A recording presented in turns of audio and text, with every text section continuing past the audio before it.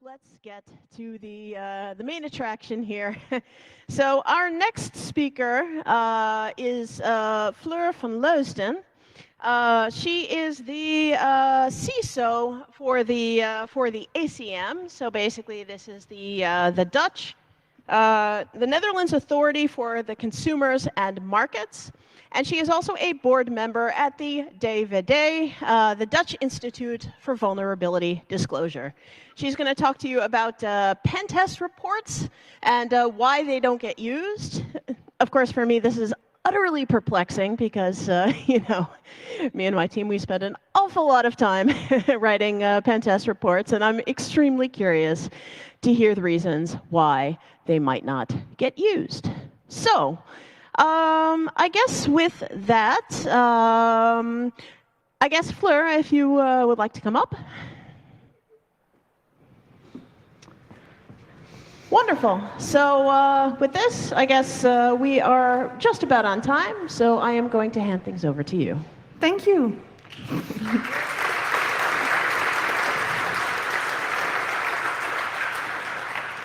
Melanie Reback, of course. Yay, my talk.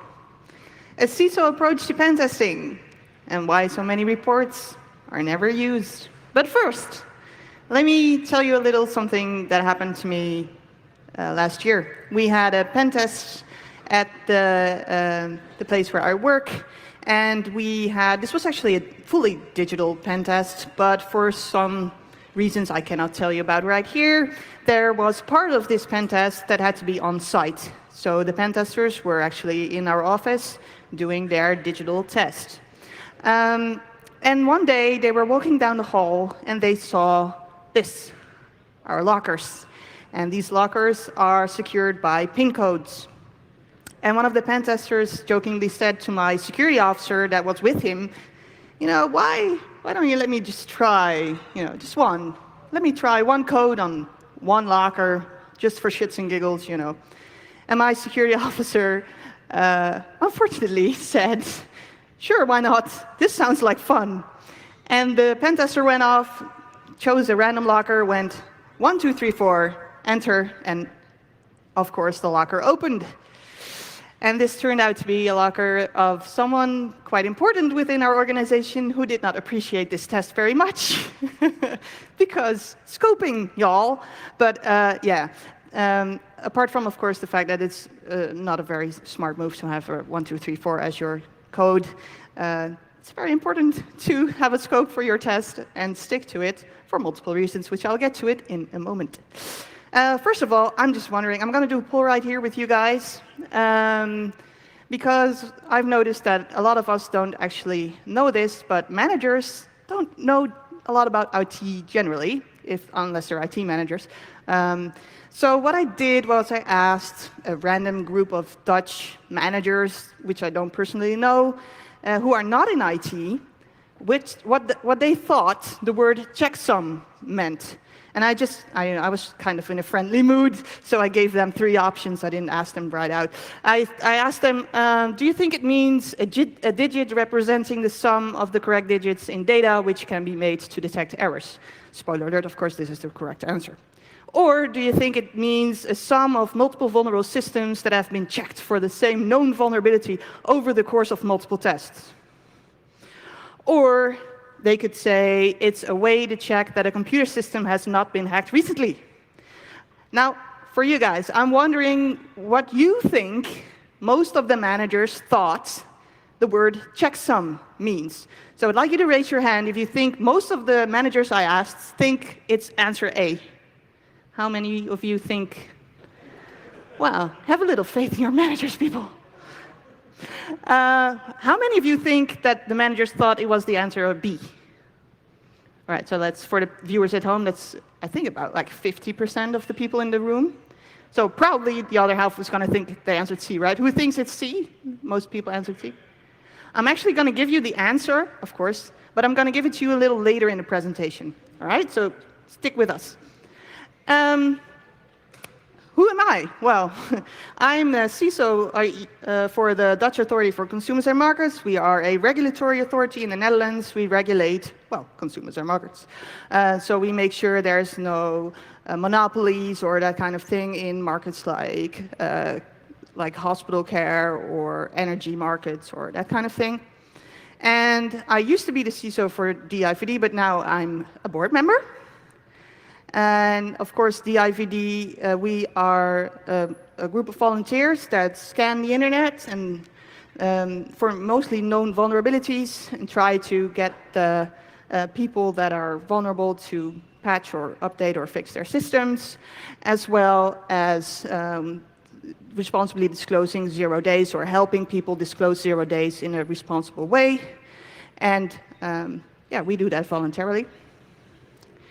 And I have a background in criminology and justice. I have a master's degree in criminology, and I used to work for the police in Amsterdam. Enough about me. Anyway, is it going to work? So let's talk a little bit about how pentests are traditionally set up. First thing I want to say is, of course you all know this, but there's a difference between a pentest and a scan. Like a scan is automated, and I refer to a pentest as a manual thing. Like it's actually a person doing the test, it's not a script. I'm not saying one is better than the other. There are perfectly legitimate reasons to go for a scan as opposed to a pen test. But in this presentation, when I'm talking about a pen test, I mean a manual pen test, not a scan, just to make that clear.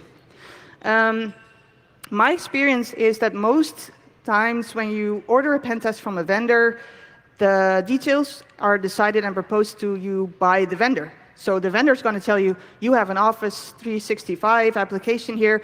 I would suggest you would test it for authorization, authentication, that kind of thing. So the vendor will ask you as a CISO, would you like this and this and this tested? As opposed to the CISO saying, I want this and this and this tested. Usually a CISO just says, I want my, I don't know, SharePoint tested, that kind of thing.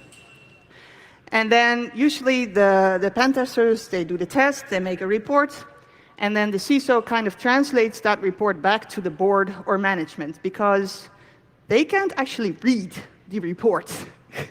It's blah, blah, blah to them. So you as a CISO have to take the report, make sure you get the main findings, and then translate that in a language your board or your managers understand to make sure you get funding or get everything fixed. And this is something that's not mine, of course. As a pen tester, you've probably heard that a lot, but it's very, very true. Your test is as good as your report. You can have the most amazing pen test. If you cannot write it down in a way that people understand, there's really no point. Nothing's going to happen with your findings. So that's something I really wanted to emphasize here, as well as the fact that there is really no point to having a very shiny, perfect report if there is no actual follow-up. Now, that's something that's not your responsibility as a pen tester most of the time, but there are things that a CISO can do to make sure a pen test gets followed up on. So you can write a perfect report, but still, if no one does anything with it, it ends up in a drawer. What's the point? So, in my opinion, there's some relevant questions here. How do you set up such a good pen test as a CISO? How do you write a good report as a tester? And how do you work together to make sure it gets a proper follow-up? That would be the optimum outcome. So setting up a good pen test as a CISO, to me, means that you take the lead. So you handle a pen test like you would a project. You make sure there's a planning. You make sure there's a scope that you decide on. So it's not the vendor that comes to you and says, would you like your SharePoint tested for authentication issues or that kind of thing, or any files that are hanging around in the wrong places. That's something you need to discuss with the owner inside your organization of SharePoint to make sure that that's actually what you want to get tested. Maybe there are things that happened in the past, like certain incidents that make you doubt certain configuration decisions. That might be something you want to get tested. So instead of leaning back and letting the vendor tell you what you should test, it should be more proactive as a CISO and make sure that you decide together with the owner of the application or the system what gets tested. And you need to write that down. So you make a clear scoping document, and then you're not even there yet. You take the scoping document, you go to your pen testers, and you say, can you do this? Because it's great when you have a fantastic goals or you've written everything down, but if your pen testers actually can't test that because they don't have the tools or the knowledge or whatever, then what's the point? So you're like a bridge between the pen testers and the owner of the application. You make sure there's things arranged for the test to be carried out, and you make sure that the scope is clear and it's doable. So you need to make sure you have goals. You need to write them down. You also need to write down what techniques are allowed. Are your pen testers allowed to use social engineering? This sometimes can be ethically something to be discussed. So write down what is allowed, but also write down the limitations. If you don't want them to use certain tooling, if you don't want them to do certain things, make sure you write it down in advance so they know. And a few helpful tips. Add some technical details to your scoping document. So a lot of the time, these tests are either white or gray box. They're hardly ever black box because you don't have that kind of time or money when you do a pen test. If you want a true black box pen test, you usually go for a bug bounty, that kind of thing. So usually these things are white and gray box anyway. I'm going to get back to that in a little bit. So I like to add some architecture drawings. Of course, they are never completely up to date because they never are. But whatever you can give your pen testers as something to hang on to, it can be helpful, and it can also make sure they don't spend a lot of time searching for things on the network because they can just look it up. If there are certain settings in your antivirus, your IDS, IPS, that kind of thing, that might go off, because usually when you're pen testing, and it's not in a developmental stage, but it's an in-production system, you don't really want all the antivirus alerts to go off and that kind of thing. It's just annoying. So sometimes it just helps to tell your pen tester in advance, if you do this, then that will probably happen. You might want to avoid doing that because, IT people are humans too. So, like I said earlier, what kind of tooling you're allowed or not allowing might be helpful. And of course, boundaries. And with boundaries, I don't really mean tooling, but with boundaries, I mean network boundaries. You don't want your pen testers hacking into your vendor's network because there's a connection there, or your neighbors, or whoever. You want them to stay within your own network. But in order for them to do that, you need to tell them what the boundaries are. So which IP addresses are within the limits of your network, and which ones, if they spot that, they have to go, ooh, have to go back here. And involve your IT department. I think, well, it sounds like very obvious, but sometimes people forget. So the IT department doesn't know there's a pen test going on, antivirus alerts are going off, your nice IT admins are tearing their hair out going, what the F is going on? Well, a surprise pen test. Yeah, you want to avoid that. So I would involve them, I would tell them in advance, we're going to do this test. Is this all right? Do you have any large migrations planned for this period, for this application? Might also be a valid question to ask in advance. And even if you do that, like I did, sometimes it still goes wrong. I involved the IT department very, very timely, everything.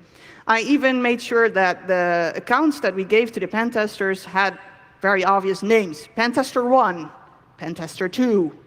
And then I always make sure I'm available in the week that we do the test, because if things go wrong, people can call me. So I got a call. First, I got a call from the pen testers going, our accounts are locked. I'm like, that's not good.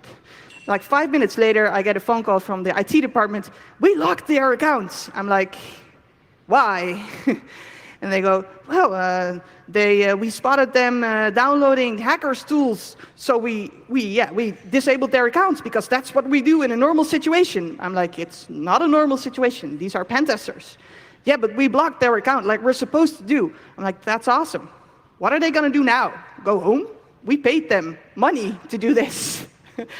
So yeah, then they had to enable the accounts again. And fortunately, it was around lunchtime, so the pen testers could grab lunch and then go back to work. But, even though you do this with the best intentions, sometimes it still goes wrong. Some things you must never forget A disclaimer. I don't really know if this is the correct English word in Dutch. I would say a vrijwaringsverklaring. So you need to make sure that there's no legal action that's going to be taken to your pen testers if they make mistakes. For us, we usually put in the disclaimer that as long as they follow everything in the scoping document, the disclaimer is valid. If they do anything that's not in the scoping document, lockers, you know, luck of the draw, so to speak. So in Dutch we have a VOG, a verklaring omtrent gedrag. If you work for, if you're a pen tester for a government organization, we ask you to give us this document. It states that you have not a criminal record that is related to the work you're going to be doing for us, but it's optional because it's not all. It's only for government. Well, it's not actually only for government. I believe you can ask for it if you're in a company as well. But usually for government, it's mandatory. Of course, you ask them to sign a confidentiality agreement. You ask them to sign this because, like if you have a responsible disclosure, this is kind of a wobbly area. You would not always ask for a confidentiality agreement. In this case, when it's a pen test, however, you're paying people to do something for you, and you're also giving them information, as opposed to when it's a responsible disclosure, someone finds a vulnerability somewhere in your system, and they found it independently. But we're actually telling the pen testers things about our network, our antivirus settings, our firewall settings, our parameter, that kind of thing. So you want this to stay confidential. So it's a different kind of situation.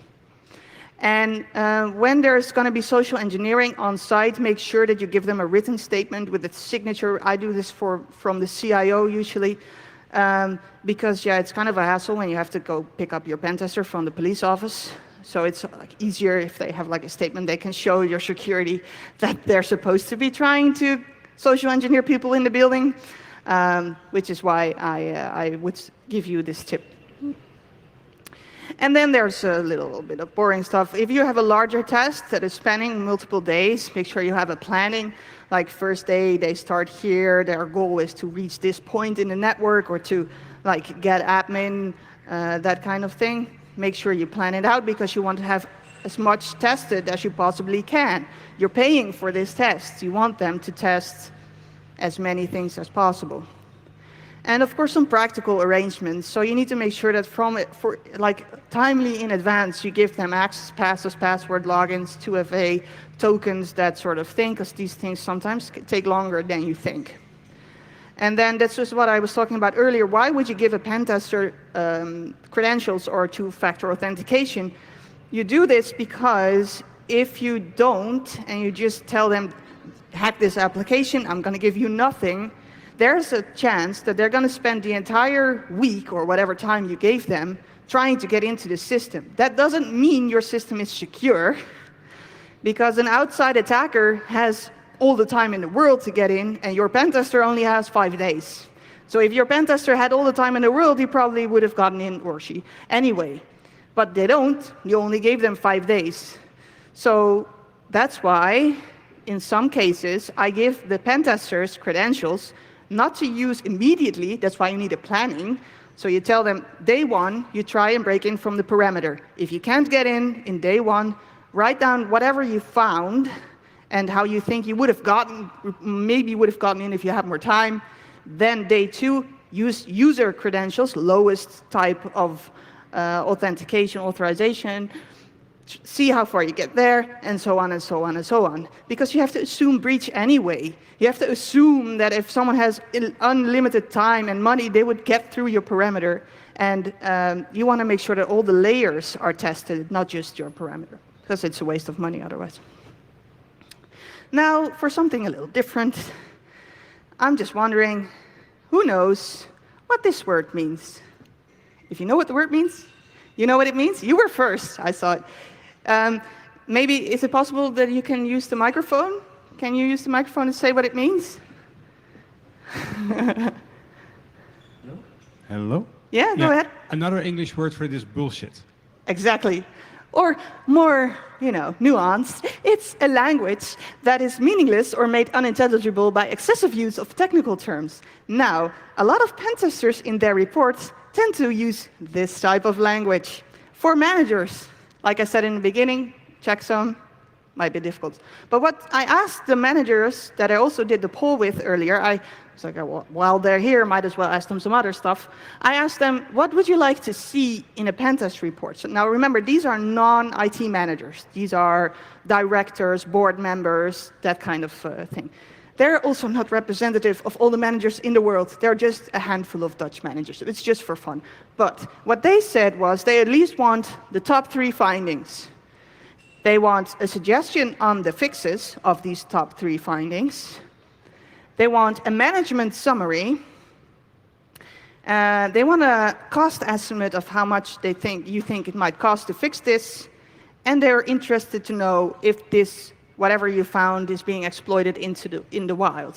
None of them wanted the whole technical story. That was an option they could choose. No one chose that option. They do not care. Which doesn't mean you shouldn't put it in there. I'm going to get to that in a second. You should, but it's just in a different way. So why are we writing reports this way? Why are we writing reports in a way that managers actually don't care about? Because it's not aimed at managers. We write pen testing reports for technical people. We write them for the IT department. We write them for the CISO. We never write pen testing reports for board or managers, and that's why it's in technical terms, because it's meant for technical people. But there's a very distinct language difference there. A lot of us think that we know what managers know. They think certain words are normal in everyday language, which they actually aren't. But we, as technical people, tend to hang out with technical people. That's our group of people. That's our frame of reference. So that's our language. So we're kind of living in a bubble. And then CISOs are left to translate, but they're not always very good at that. So that's not really an optimal setup, in my opinion, because the people that we write these pen testing reports for are not actually the people that are the ones that make the decisions or that have the budget. Sometimes CISOs have a budget. I personally don't. I don't need it. But a lot of the times, the people you write the report for are not the people that make the decision on what to do with your findings. Another problem that you kind of run into a lot is that an internal CISO's opinion is valued surprisingly less than an external expert's. So when an external expert says this is a serious problem, a board member or a manager is more likely to believe you than if a CISO says it, because the CISO says it 6 times a week. And the external expert is someone from the outside and, exotic and new, and you've never seen that person before. So if he says that it's serious, then it's probably something you should take serious. And also, CISOs just sometimes don't understand the reports, or they misinterpret findings, and are just not very good at translating. Sometimes. Sometimes they're very good, but sometimes they're not. And this way, you become a gateway between the expert and the management. It's kind of like what you did in preschool, where you whisper a word in someone's ear, and they have to whisper it in the next person's ear, and the next person's ear, and at the other end, a totally different word comes out. That kind of stuff happens. And as a result, your board doesn't always get to see or feel how serious certain findings are, because you're a CISO and you're always yelling at them that things are going wrong and we have to do something right now. And they tend to be kind of right, or they tend to get a little numb sometimes, which is something we need to fix, but hey, I'm just saying. So how do you write better reports? Like I said, a lot of them just want a management summary. A lot of pen testers actually do this. They write a management summary, but then the management summary is sometimes 10 pages long, which managers tend not to have time for. So I would say make a management summary that's maximum 1 page, and make it so that it's readable to them. There's no jargon, no gobbledygook in your management summary. Make sure there's the top 3 to 5 findings. I'm not saying you shouldn't put any other findings in. I'm just saying not in the management summary. For the managers, just give them the top 3 of the worst things that you found and what is needed to fix them, and then have the rest of your findings in an attachment in technical terms. Because eventually someone's going to have to fix all these things. So it's important what you found. How can we replicate this? And you have to do this in technical terms, because you just can't get there if you're talking like a toddler. So you're going to have to make sure that there's technical information there, but just put it in the back so that everyone can use your report. The managers can use your report, the CISO can use your report, and the technical people that need to go fix these things can also use your report. And add screenshots and evidence, because it's just more fun to look at, and it makes it easier to replicate, and it scares the hell out of managers. And then the follow-up. Like I said, it's great. You have this wonderful report. You had a great pen test, lots of wonderful findings, great report, but then the follow-up. This is a job for your CISO. So how do you get the follow-up done? You need to make sure that you let the experts do the talking, if you can. Sometimes pen testers aren't really keen on talking to board members, but if you estimate that they're good at explaining what they did, have them have a presentation for your managers and your board where they explain themselves their top 3 findings. Have them talk it over with you before to make sure there's no difficult words in there, and then have them do this presentation where they explain the top findings that they did, and your board and your managers can actually ask them questions. How did you do this? Why is this important? That kind of thing. And then hammer them on their responsibilities. So tell them, all right, we have this report, we have these findings, you are the owner of this application, or you are the manager, or you are the board. If we do not follow up on this, that's your decision. I'm going to write you an email, a memo, or whatever, and please sign.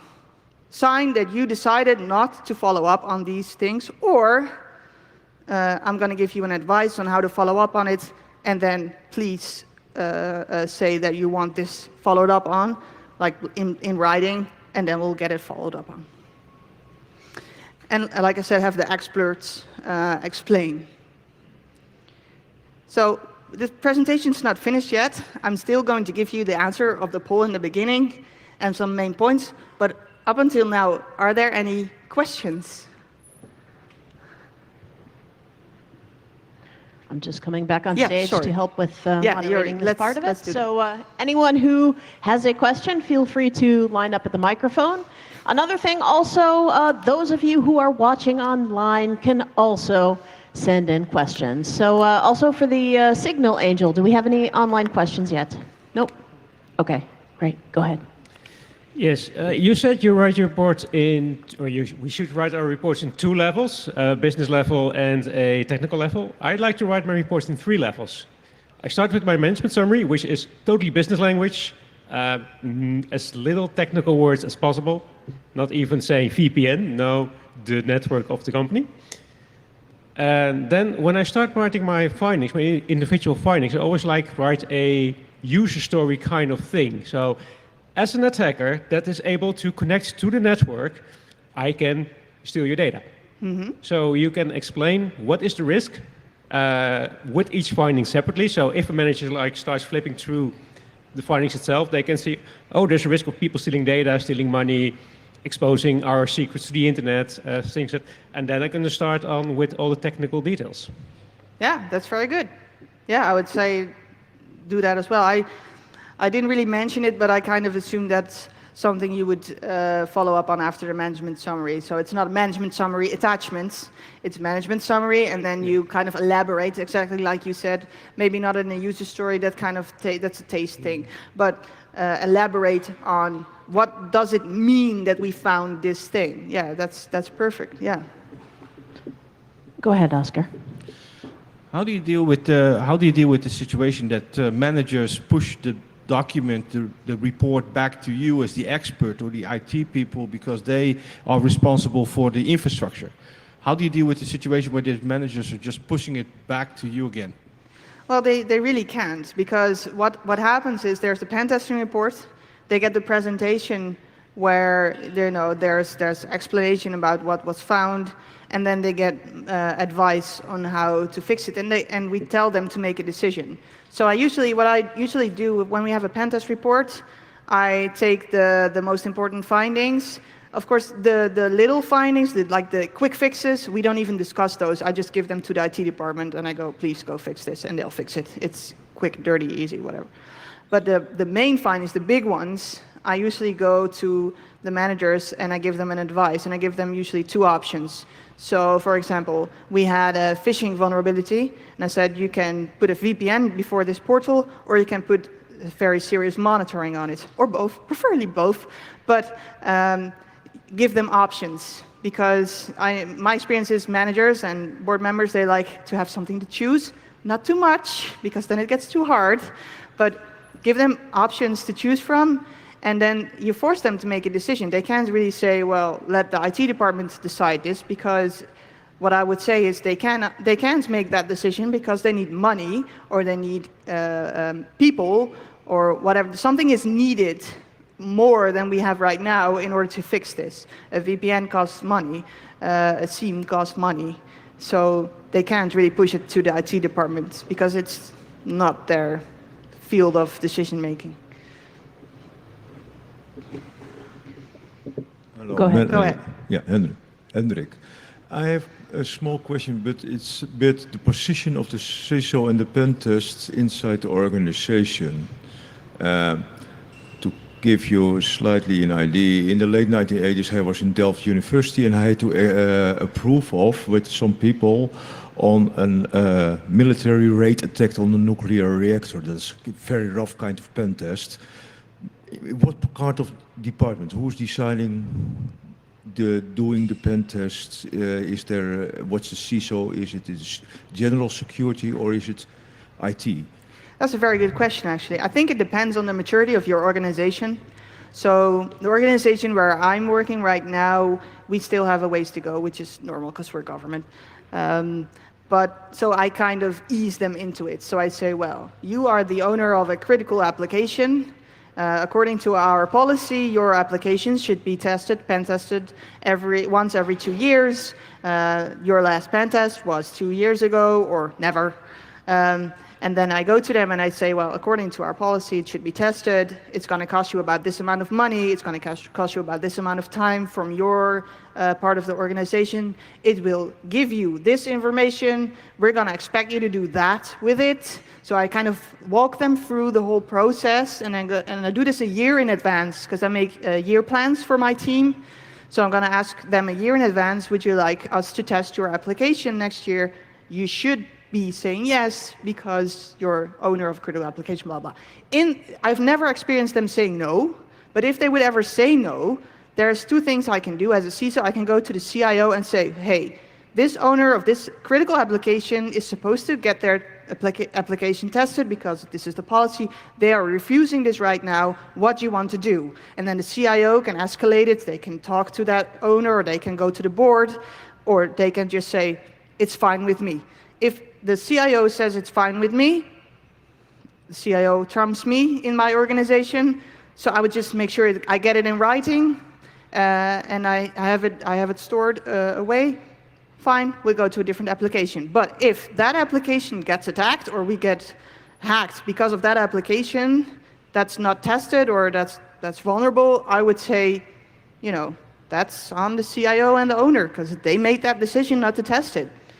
So that's how I usually handle that kind of thing. It depends on the organization, because there's organizations where, you know, it's standard to test every new application, or it's standard to test every application that's in development. It depends. But that's just how I handle it. So, Signal Angel, are there any questions from online?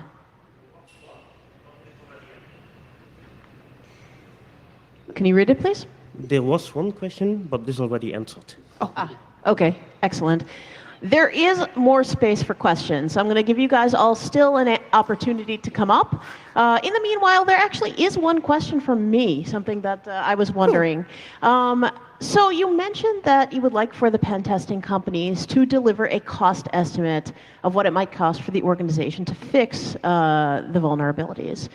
Given the fact that we're a third party without intimate knowledge of your organization and IT infrastructure beyond what we saw during the pen test, how can we as third parties be able to make this kind of an evaluation? It's actually not something I said you should do.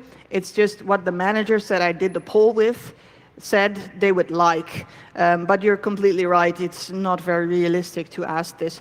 But what you could do is have them kind of estimate it. Like it doesn't have to be how do you say, offerte, I don't know the English word. It doesn't have to be like a precise number, but you could say it's probably between this and that amount of money if they really want to have a cost estimate. In my experience, I'm usually the one that does that. So when I write the advice that's based on the pen test report, I make a cost estimate for my board and I say it's probably going to cost you this much if you choose option A or if you choose option B, because that's the thing.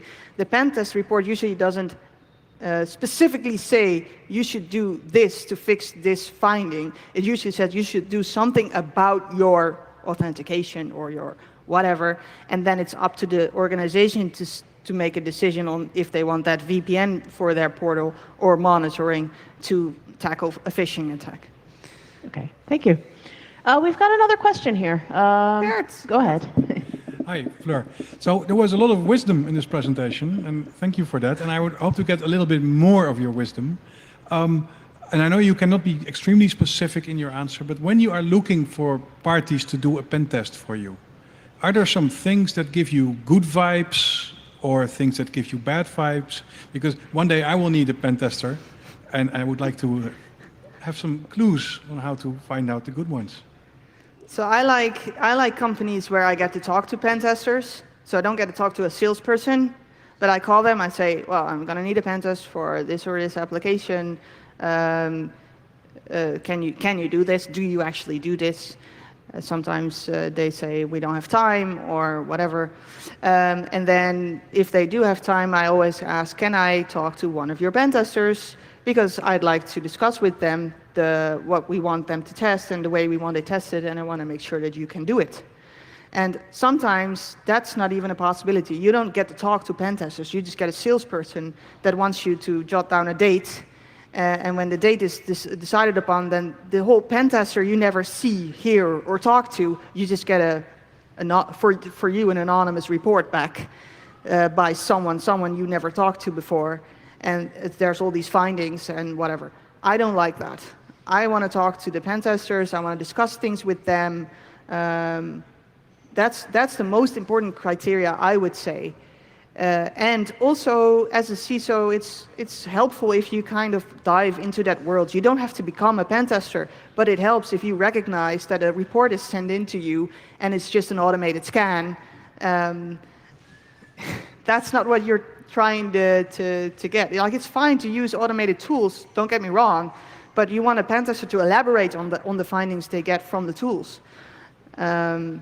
So yeah, that's why I said that's what I would look for. I look for, are you able to talk to the people that are going to actually do the test, and make sure that you as a CISO can see if work is actually qualitatively good or it's just an automated scan.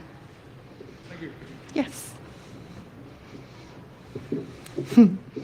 I would like to ask about scope, because you were talking about scope. And sometimes I like to go a little bit outside of scope, because where I was educated in pen testing, we were providing network security and not host security. And so my question is, out of curiosity, I'm based in Denmark and we are pragmatic, so I don't get into trouble, but I would like to hear if that's the same case in Netherlands. And then I have a follow-up question to that. If I find something which is a little bit of out of scope, say the router in front of the environment is really, really badly configured, would you have it included in the report, or would you rather have that in an email outside of the report? So I didn't really hear Sorry. the last question. If I find something that is out of scope, Yeah. like the router in front of the network, which is badly configured, Yeah? would you like that in an email outside of the report or Oh, as right. an appendix? So if you find something that's actually out of scope, would you still want it in the report? I'll give you the answer, what we did with the lockers. We put it in the report. It was out of the scope. We actually put a picture of it in the report. And looking back, might not have been the wisest decision, but we did. It's a finding. So yeah, it was out of scope, and it might have gotten me into a little trouble, but it's still a finding, and I think it's relevant, and I think it's important, and we should still do something about it. So as long as you're not too far out of scope, where I cannot defend you anymore as a CISO, then you're good. I will try and work it into the report in a way that I still think it's defendable. But I think it's also a little bit of common sense of the pen tester. Like it's fine, like I said, if you find something that's a little out of scope. It's different when you actually actively go looking for things that are out of scope. That's, I would say, the limit. So actually, I tell pen testers, if you find things along the way that are actually out of scope, but you kind of stumble upon it, mention it, put it in the report. That's totally okay. Yeah. I was wondering, how do you see the role of the CISO in handling the stakeholder management on like your side? Because as a project manager for pen testing, I've often encountered parties that are very defensive. Yeah. You know, they're afraid that they're going to be blamed for having their job badly done, while in essence, pen testing is to help the organization to improve and get better. And there is a bit of a shift in that, but it's still, they still feel like a slap on the hands. Yeah, it's very important. First of all, that's the stakeholder management part is very important. That's why I said in the presentation, you need to make sure that you get your owners involved in the whole process. So you go to them, you establish the goals. What do we want to get tested right now?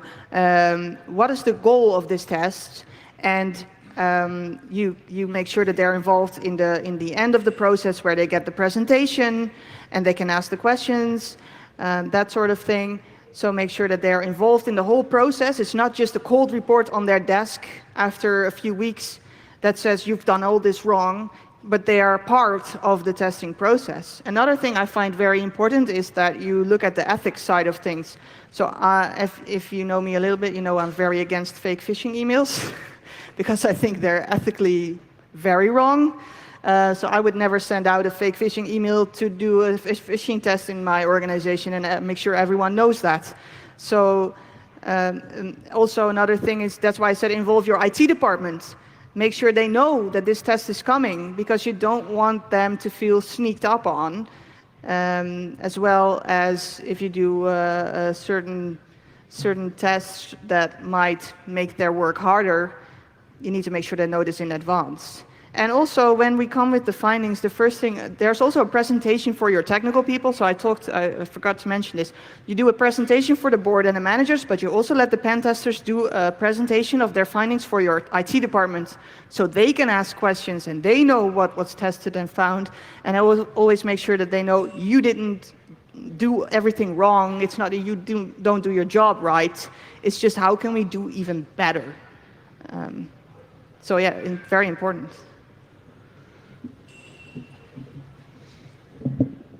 Yeah. I'm going to have you're the last question, and then we're going to finish, because, people want to know the answer to the poll problem. Last one, yay. Yay.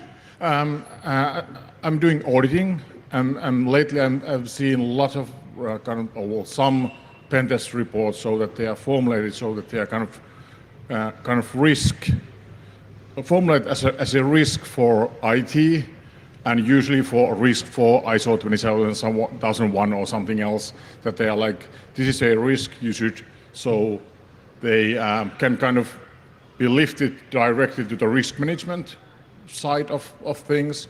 What's your take on, is that a good way or kind of lazy way of doing it? So what you're saying is you're in auditing, and when there's a pen test done, then... Yeah, I'm just reading a lot of pen testing reports, and I've seen those that they are like, pen test has been done, and then it's... Oh, they don't really care what's in it. It's just, we've done a pen test, and it doesn't matter what the quality is, right? I mean the pen testing results are formulated as a risk, that you have this risk, and then you should maybe do this, and you can kind of use that in risk management. There's something to be said for that, because in my eyes, security is very close to risk management, and your risk appetite can be different than in other organizations. As a criminologist, what I like to say is, you don't have to make your home an unpenetrable fort to make sure it doesn't get broken into. It just has to be harder than the neighbor's house, because most people that break into homes are opportunists, and they just have a look and see the easiest house to get into, that's the one they break into. And hackers, or criminals I must say, are very akin to that. So they'll likely break into your network if it's easier than other people's networks to break into, or if they're APTs, they're looking for something in specific. But that's just a risk factor that you have to be accountable for. So yeah, I agree that sometimes it's a good idea to have a pen test and treat it as a risk, something you need to either accept or do something about. Because you don't have to do, not all findings in a pen test report need necessarily get followed up on. Sometimes they are just interesting or mild findings that would take disproportionately amount of time or money to get fixed, and the risk, what happens if they get abused, are very low. Well, that's just something a manager needs to think about. Thank you. So let's have a look. Remember that we did the poll with the managers and we asked them what the word checksum meant, and like 50% of you thought it was the answer of B, and another 50 C, so you really have no faith in your managers, which you were correct in, because most managers actually thought that a checksum is a sum of multiple vulnerable systems that have been checked for the same known vulnerability over the course of multiple tests. Don't use the word checksum in your management summaries, people. But the main points I'm trying to make here are, when you're a leader, when you're a CISO, you need to lead the test. You need to coordinate. Don't sit back and let the vendor decide what they want your application to be tested for. That's your job. You need to address responsibility, because that's how you get it followed up on. You need to write quality reports and be able to talk to a board if you're a pen tester. Well, that might be a little bit of a bold statement, but at least, try and see if you can get there. And don't use language managers don't understand in your management summary. You'll be surprised. Really kind of use language you would use with a toddler, even though they aren't. But I'm afraid that's what, in our frame of mind, you should do. They are not toddlers, but that's how we would think about it. So if you'd like to follow me on Twitter, that's where you can find me. I have actually a bonus slide that I saved, because I asked them another question. I still have like 1 minute or something. I also asked them, it's in Dutch, so I'll translate. I also asked them what the word PowerShell means. About 53% of the managers I asked think that PowerShell is a popular operating system that hackers use to disclose vulnerabilities to each other. And thanks to Bert, who kindly offered me this third option that many chose, another 43% or 14% think that PowerShell is actually a module in Microsoft PowerPoint that runs code in the background. But 43% of managers actually knew what PowerShell meant. It's a way to automate tasks in computers that a lot of admins use. So, sorry?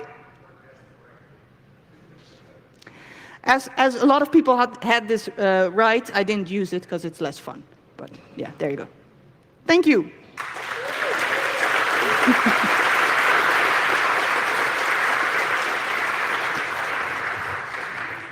Thank you so much for this really excellent talk.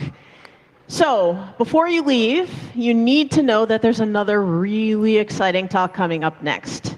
So, we've already heard from one board member here of the DIVD, the Dutch Institute for Vulnerability Disclosure.